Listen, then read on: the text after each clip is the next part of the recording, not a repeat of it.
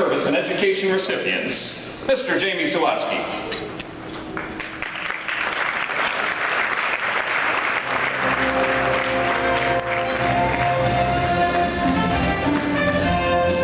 This is a tad bit bigger than the classroom that I'm used to teaching in, and I don't have these cool lights in my face back in my classroom, nor a teleprompter, so you're going to have to bear with me. This, as many of you are familiar with, is a United States history textbook. Some of you might remember it quite fondly, others maybe not so much. I come bearing good news, though. Updated history textbooks now include a lot more in the way of primary documents, including pictures and maps. I'm not saying that any of you are old enough that your textbooks didn't include pictures or maps, but you get the point. And while these textbooks have improved, and actually my school this year, we've gone online. We have what we call a web book, and all this is all exciting and these advances are great. But the reality is, despite these advances, it's still a textbook, whether it's in my hand or on the computer. And it often comes across as dull and inspiring, both to teachers and also to students. And yes, it still contains the important people that we need to know about. It includes presidents and vice presidents. Vice President Quayle, you're on page 428. I looked it up. And it includes the events and terms that my students need to know, both in terms of their development as students and also to pass the beloved tests that we have in our state. What's missing, though, and ironically, in a history book, are the stories. And the stories are what inspire our students, and the stories that we've heard tonight are the ones that inspire us to action.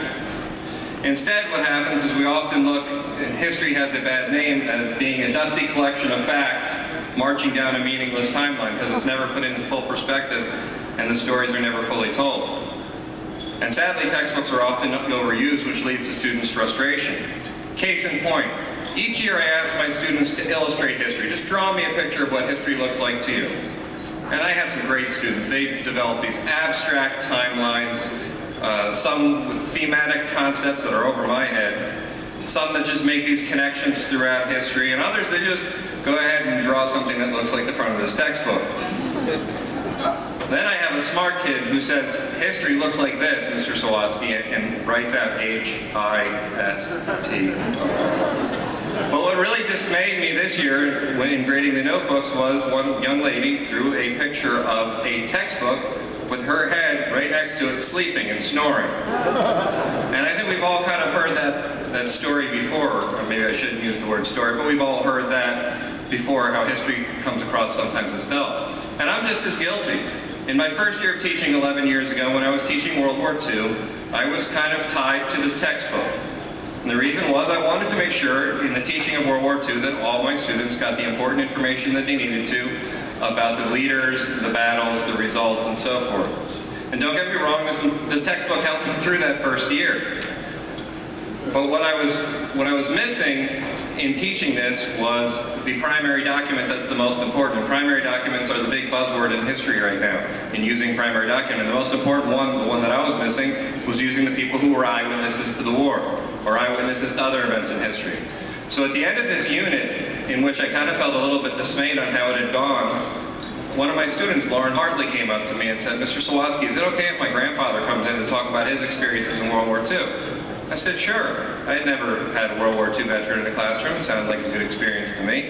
So Mr. Hartley came in, he spoke to my 30 students and was very successful. And I thought, wow, what a unique concept. Bring people who eyewitnessed these events into my classroom. So the next year I decided to pick it up a notch and go, instead of one person, to have 15. One of those is Mr. Thomas Miller. And his story will stun you. I don't think there's anybody who has these eyewitness accounts.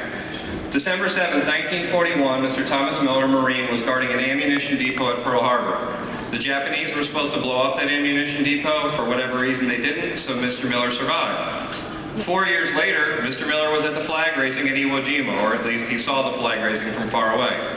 Fast forward 60 years.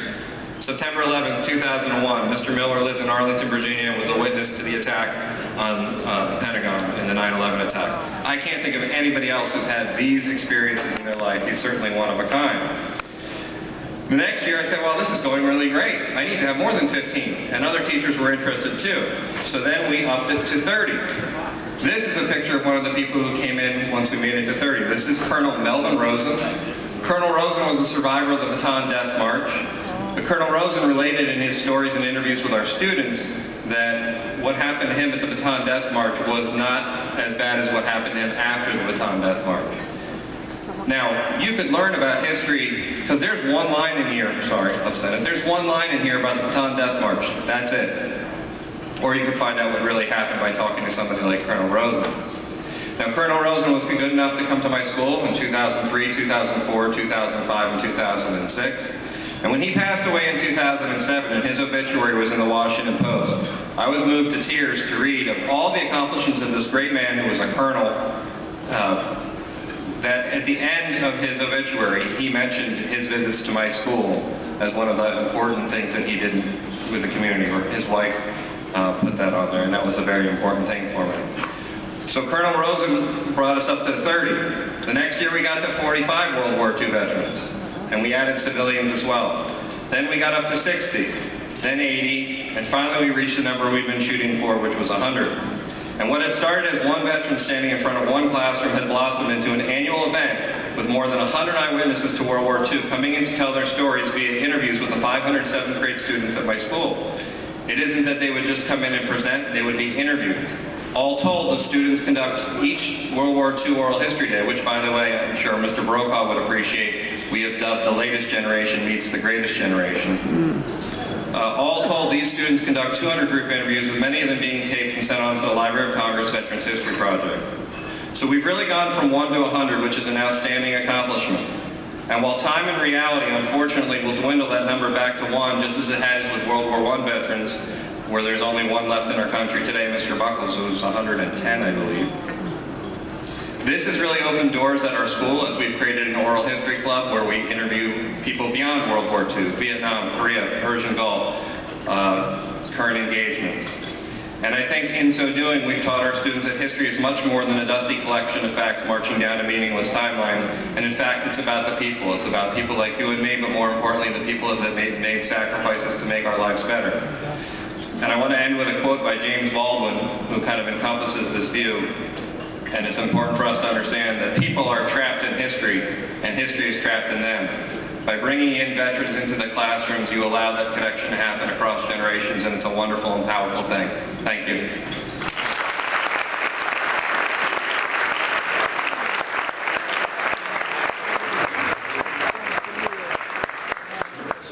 Fictional narrative about a young